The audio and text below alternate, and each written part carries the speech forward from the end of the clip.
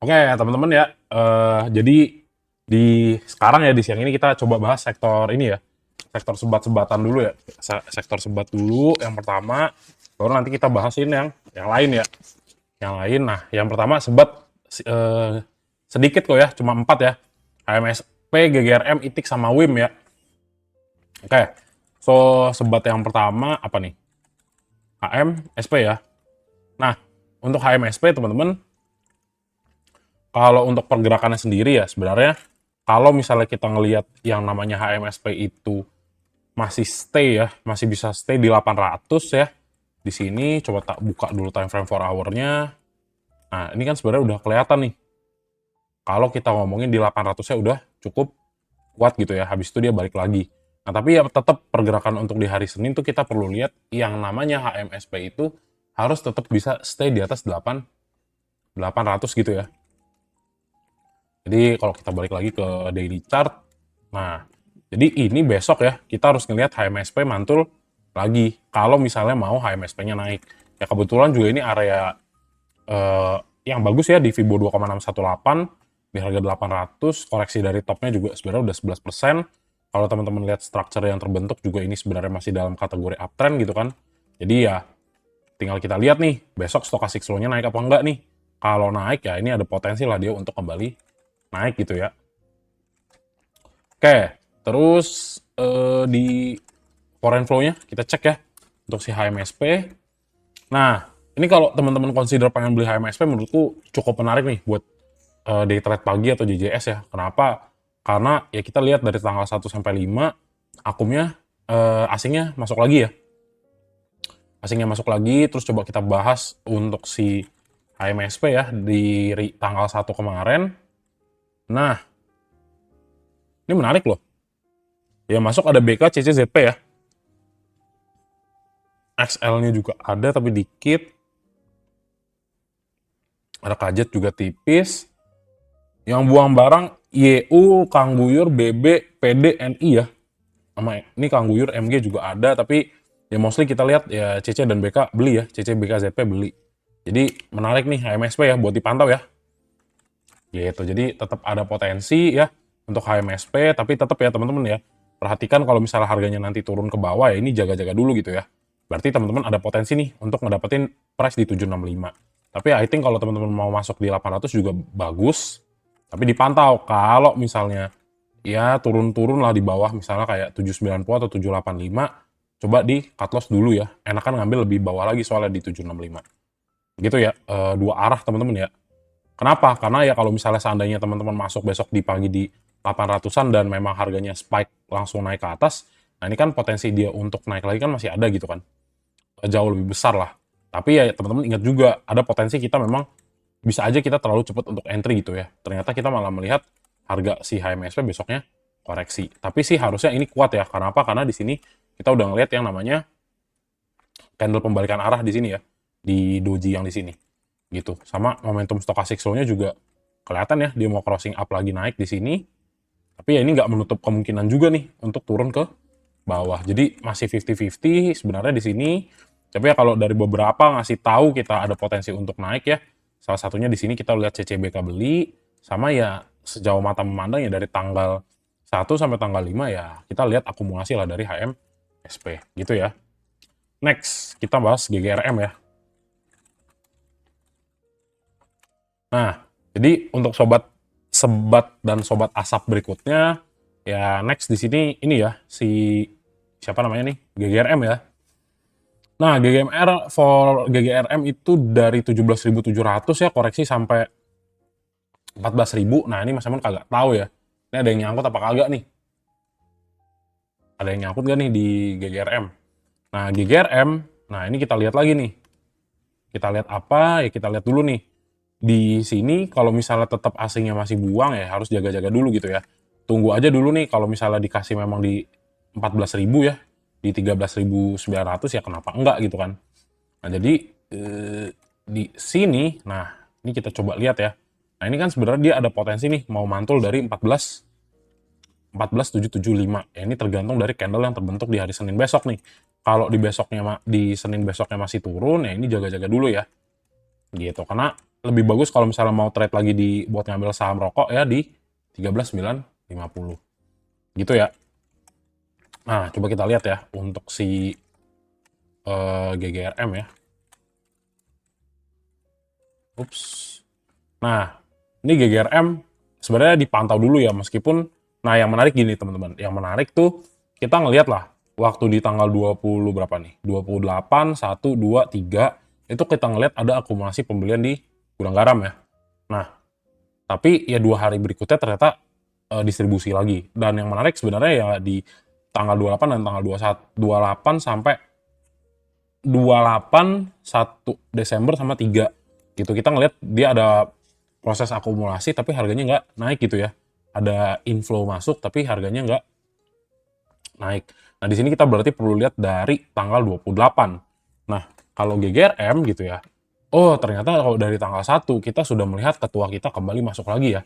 Ada si Kajet dan ada si AK. Nah, menarik ya. Jadi dari tanggal 1 sampai 5 kita lihat ternyata ketua kita lagi akum, teman-teman ya. Ketua kita lagi beli. Terus pengen kita lihat siapa nih GGRM itu tadi dari tanggal 28 ya, sedikit mundur ke Jumat minggu lalunya. Ternyata tetap nih ya. Berarti ada berapa ya? Ada 3 ya. GR, aku sama Kajet masih beli. Yang buang HD, ZP sama YP sama BK. Jadi BK mix tuh tadi ya. Enggak, BK enggak. Tapi GGRM sama KZ sama AK ya yang masuk di GGRM. Tapi ini tetap pantau ya. Kita nggak tahu si 1475-nya beneran akan jadi base yang kuat nih, jadi area support yang kuat apa enggak. Tapi ya teman-teman lihat nih untuk si GGRM ya, kalau misalnya potensinya ada ke bawah dan kita masih melihat gitu ya, untuk foreignnya di beberapa hari kemudian itu masih akumulasi, nah disitulah sebenarnya signaling gitu ya, berarti kita sebenarnya udah ngeliat nih, wah kayaknya ada potensi nih untuk GGRM untuk naik gitu ya. Paling nih yang agak menarik di tanggal, coba kita lihat bener-bener di tanggal 5-nya ya, biar dapat sebuah gambaran yang jelas nih. Kalau dari seminggu ya kita ngelihat, oke, ketua kita akum. Nah, di sini ya YP, YU ya. Ya pantas saya turun kan. Dominasinya lebih dari retail lah ini ya.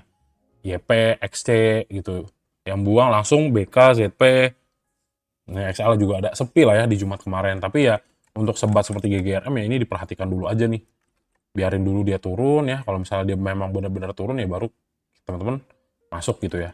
Nah, memang kalau misalnya diberi di area ini sih emang udah agak-agak oversold gitu ya. Sudah lumayan oversold, jadi ya kalau pengen beli ya coba di watchlist-kan aja dulu ya. Palingan kalau misalnya kita atau teman-teman bisa ngambil di harga 14.200 ya ini kenapa enggak gitu. Jadi saran Mas Emon sih ditunggu dulu aja. Iya sih, lebih ditunggu dulu ya. Gitu, oke? Nah, sorry. Kalau misalnya nanti si 14.775-nya jebol ya, next supportnya bisa ditunggu di 14.300. Nanti kalau misalnya memang bener-bener masih agak jebolnya turun di 14.000 pas ya.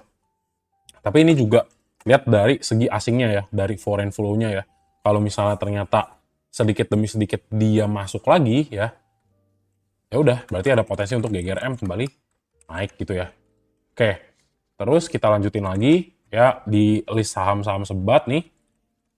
Ya yang kurang lebih total ada 4. Nah, ini ITIK ya. ITIK itu, nah ITIK juga sebenarnya mirip-mirip ya teman-teman ya. Nah, yang perlu di notes itu yang di sini nih ya. Ini 510 itu jadi area dia punya resistance ya yang cukup solid. Kenapa? Karena ya memang di sini adalah area ketika dia itu nutup gapnya gitu ya. Biasa nutup gap, kalau harganya nggak kuat dia akan jatuh, tapi kalau harganya kuat kita bisa ngeliat dia lebih naiknya lumayan lebih tinggi. Nah, terus, nah kalau di sini yang saya mau lihat gimana nih? Nah, kita lihat dari structure dulu aja. Ini kan sebenarnya valid gitu ya, sebagai sebuah struktur penurunan harga gitu ya. Jadi ketika di atas dia create sebuah yang namanya lower high lagi, jadi potensi untuk turun sebenarnya cukup besar kalau kita ngeliat strukturnya dari berapa ya? Dari November kemarin lah. Nah, tapi kalau misalnya teman-teman lihat nih, ya sebenarnya ITIK nih masih ada posisi uptrend gitu ya. Ya ini kalau misalnya pun teman-teman coba gambar satu tren naik gini ya. Nih, ini kan sebenarnya masih dalam fase uptrend. Tapi ya ini akan ada konfirmasi nih di 396-nya. Apakah 396-nya kuat? Gitu ya. Jadi yang pertama karena kita ngeliat juga di sini ya point of view-nya ya. Stochastic slow-nya ini masih kok kayak agak nggak enak ya. Nah, kalau kita ngeliat di sini stochastic slow-nya masih penurunan dan ada jarak juga di sini ya. Nah, ini harus hati-hati. Kenapa? Karena memang potensi untuk harga turun lebih jauh itu berpotensi ya, teman-teman ya. Jadi untuk itik ya daripada teman-teman langsung masuk, coba aja nih ditunggu bener-bener waktu dia retest di support 396. Tapi tetap consider juga seandainya nanti breakdown-nya di bawah 396, jangan lupa pasang SL-nya gitu ya, teman-teman ya. Supaya apa? Supaya kalau misalnya ternyata 396 nggak direspon untuk langsung naik, at least teman-teman masih bisa coba ketika harganya dibawa lagi turun ke 384 sebelum naik gitu ya. Gitu. Nah, tapi ya di sini juga kita coba cek dulu untuk foreign flow-nya seperti apa gitu kan. Nah, kalau foreign flow-nya itu kurang bagus, maka ya sebenarnya at least teman-teman pantau dulu gitu. Nah, ini kan salah satu karena saham kecil ya teman-teman lihat juga ya, asingnya masuknya tipis-tipis kan. Nah, jadi sejauh mata memandang sih, iya nggak tahu ya ini akum apa enggak ya, capek ngelihatnya ya. Tapi ya kita lihatnya per tanggal 1 dah ya, per tanggal 1 ya ini memang masih akumulasi nih dari asingnya. Tinggal kita lihat dari tanggal, nah di tanggal 5 YPXC ya masuk ya. Buang barang XL PD LG, oke. Terus yang nah, ini hati-hati ya. Itik ya YP GR EP CP XC. Nah, ada YP sama XC berarti tandanya retailnya tahu nih. Nah, XL-nya udah mulai buang. Nah, di sini kita ngelihat kan sebenarnya ya retailnya belum kompakan gitu ya di satu sisi ya. Either mereka itu sellers atau either mereka atau dia buyer gitu ya. Kita lebih suka si apa namanya retail itu lebih ke seller gitu kan untuk ngasih tahu oke, flow-nya sebenarnya retail tuh lagi pada sell nih at least seminggu terakhir gitu kan. Nah ya ini sebenarnya belum bisa ngambil kesimpulan ya teman-teman ya. Ya karena apa, transaction lebih banyak dari YP ya, dari YP sama dari sini XL ya. Jadi mereka berlawanan lah. Jadi untuk itik ditunggu dulu ya. Kalau misalnya memang masih bisa turun ke 396 ya kenapa enggak gitu kan. Tapi ya fokusnya kita tetap nih. Udah ada kita lihat akumulasi secara seminggu ya kita butuh dia naik lebih banyak gitu ya. Oke, lanjut. Terakhir ya untuk WIM ya, saham sebat ya, sobat asap. Nah, ini WIM menurut Mas Emon menarik ya untuk pergerakan harganya. Kenapa?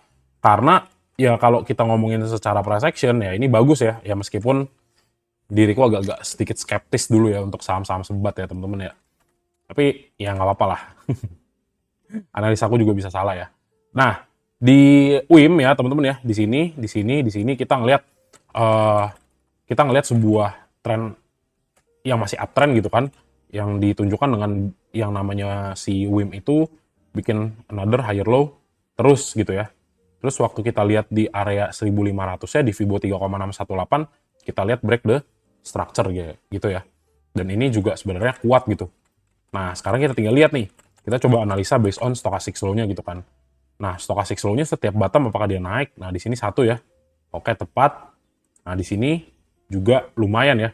Jadi every oversold di stochastic slow-nya ya kita bisa ngeliat bahwa ada potensi lah ya, kurang lebih dari 2 kali historical yang terjadi di tanggal range 17 sampai 20 sama di 19 sampai 24 November menandakan potensi pembalikan arah kalau misalnya dari based on indicators gitu kan. Nah, sekarang ya kita tinggal lihat nih untuk WIM di sini ya ini sedang uji sebenarnya area solid di 1785 ya untuk Fibo 4,618. Nah, sebelumnya kita ngelihat rejection-nya terjadi di 1900-an kan. Nah, kita perlu nih tahu nih ini areanya kuat gak sebagai support untuk menunjang lah harganya untuk naik gitu kan. Nah, tapi ya yang jadi salah satu pertimbangan adalah di sini nih. Stochastic slow-nya sudah overbought banget ya.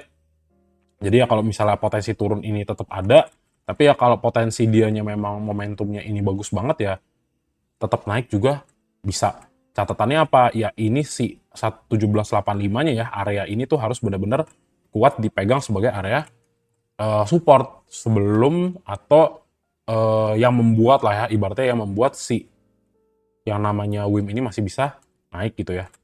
Nah, terus kita tinggal cek dulu ya. Kita coba cek foreign flow-nya bagus gak nih di WIM.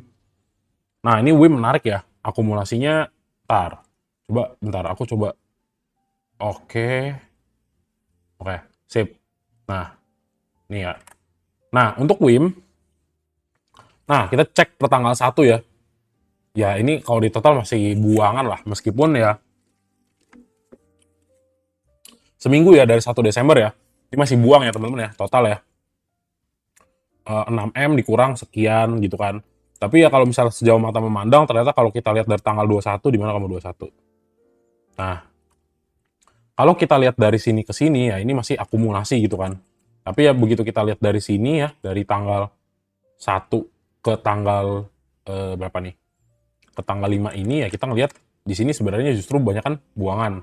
Coba kita turunin lagi. Nah, proses akumulasi dia itu pertama dimulai dari tanggal 20 kan.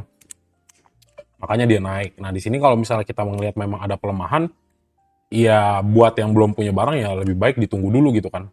Kenapa ya? Karena di sini kita yang pertama kalau based on candles ya kita lihat di pergerakan hari terakhir tuh harganya cukup di bawah sedikit melemah gitu kan.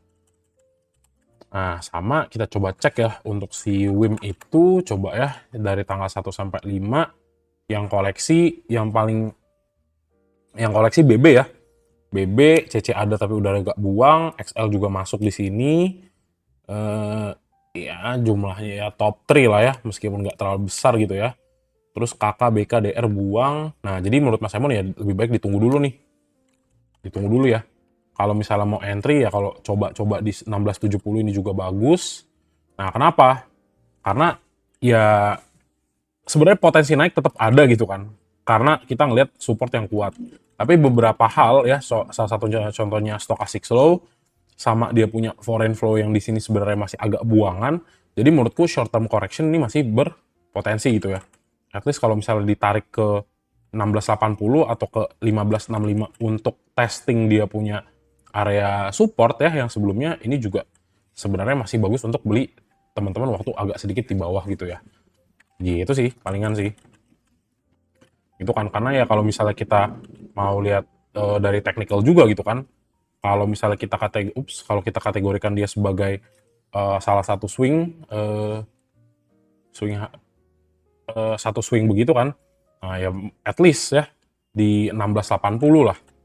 Kalau memang dikasih koreksi ya teman-teman coba entry di 1675, 1680 atau ya di 1500-an ya. Jadi ini kan nah bagus banget ya koreksi untuk create yang namanya another higher low. Gitu ya. Oke. Jadi ya teman-teman ya kurang lebih kayak gitu untuk si sektor sebat lah ya. Yang masih agak menarik mungkin HMSP sama WIM gitu ya. Tapi WIM memang harus agak ditunggu dulu. Kita tahu masih akum. Tadi yang lebih banyak si BK tuh siapa ya tadi ya? Siapa tadi? WIM Itik ya? Itik bukan sih? WIM apa Itik ya? Nah, Itik bukan HMSP ya. Nah, yang menarik mungkin lebih ke HMSP gitu ya. Oke.